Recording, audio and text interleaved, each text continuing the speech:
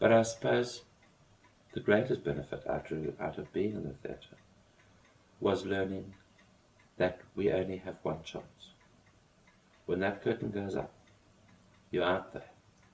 And whether you make a mess of what you're supposed to be doing, or whether you deliver a brilliant performance, it's not like in the movies, where they can simply cut, and then the director says, take 2, take 3, take 4, until you get it right.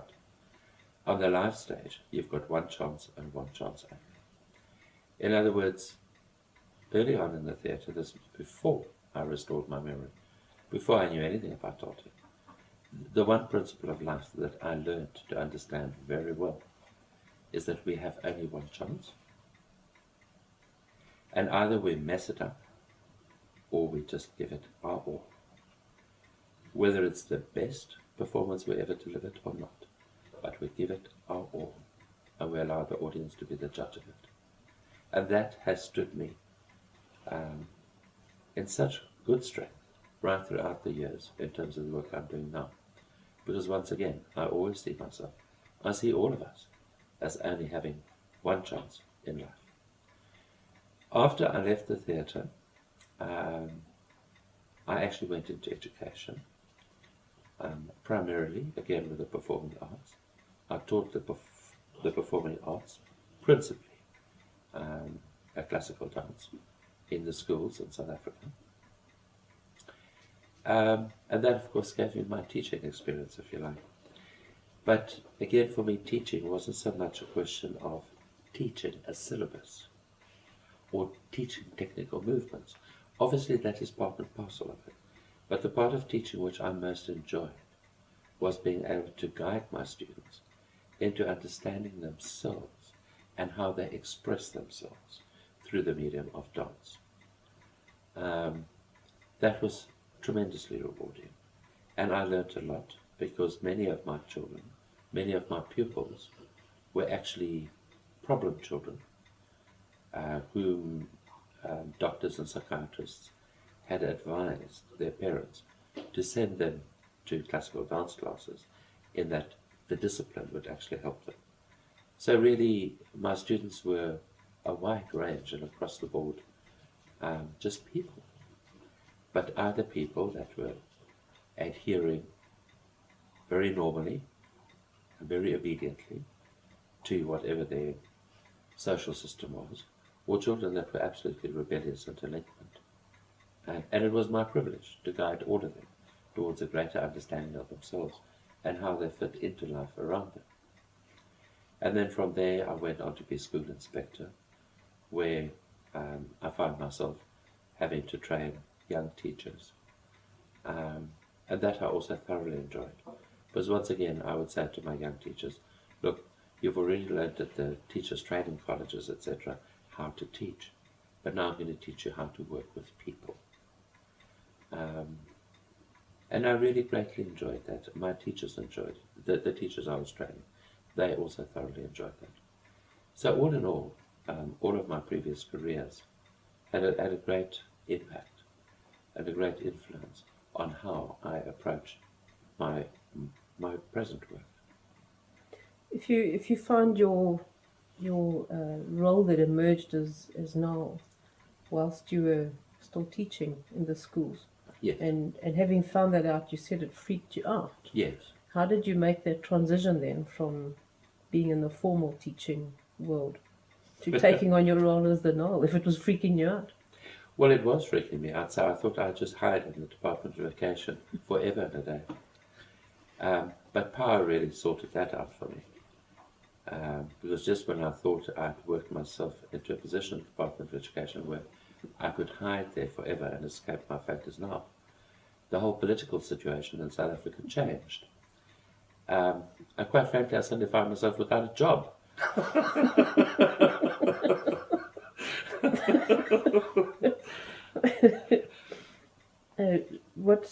Having then left the Department of Education, how did you initiate then your role as Nagal? Well, really, after I left the Department of Education, I knew that the inevitable time had come. But I was really waiting to receive a suitable confirmation that it was the right time to act. So although I knew the time had come, still I needed to know the exact timing before I moved. And also I needed confirmation in terms of if I do move, how should I best move? So what happened was, for a little while, I helped a friend of mine out in terms of his own business, because by then I had quite a lot of business experience as well as an entrepreneur. This was in between everything else I did, on and off. And it was whilst I was busy helping him out in getting his own business off the ground, that it started to become clear to me how I should actually be approaching this. And soon after I felt that I didn't need to help him anymore, I decided to write an article, which I put into what was then quite a popular esoteric magazine in South Africa. And it really was just an article about Toltecs and their purpose within the present world today. And in that way, I drew together my first unit. What was your purpose then as Nagal in this lifetime? Did you have a specific purpose for this lifetime? Well, that's a hard one to answer because when we spoke earlier, you asked me what is a Nagal, and I said a Nagal is really somebody who reflects for us most accurately where we find ourselves at within the process of evolution. So in that respect, every Nagal's purpose is in fact the same. So really, for me, that has never changed. It is bringing people to an understanding of where they find themselves at within their own growth, if you like. How then does that differ from being a Lightbringer? What is the difference between a Nagal and a Lightbringer? Elizabeth, essentially there's no real difference.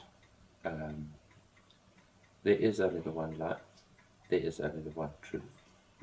Therefore, the only real difference between, if you like, a Toltec Nagal, or more accurately, let's talk in modern terms, a man of knowledge. The only difference between a man of knowledge versus a Lightbringer lies in the approach. As I've mentioned before, we as human beings have two main faculties. The one is what we call the thinking principle, which is the mental principle, and the other one is what we call the intuitive principle, which we call the heart principle. Now, a man of knowledge takes the path of least resistance. In other words, it's the easier approach. And I'm not saying a man of knowledge takes the easier approach because it's necessarily better or because it's necessarily easy. But when I say it's easier, it's more easily assimilated by the apprentice. So the man of knowledge takes the approach of, first of all, addressing himself to the thinking principle of the apprentice. And then once the thinking principle has been duly changed so as to meet the reality of life head on, rather than escaping into all forms of fantasy, wishful thinking, etc.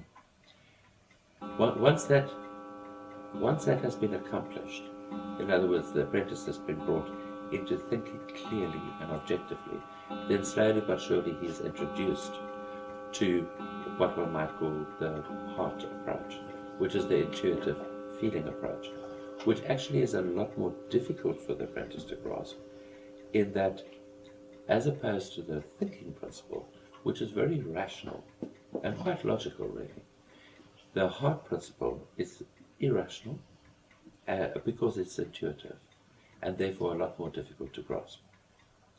The Lightbringer, on the other hand, goes straight to the heart and speaks to the heart.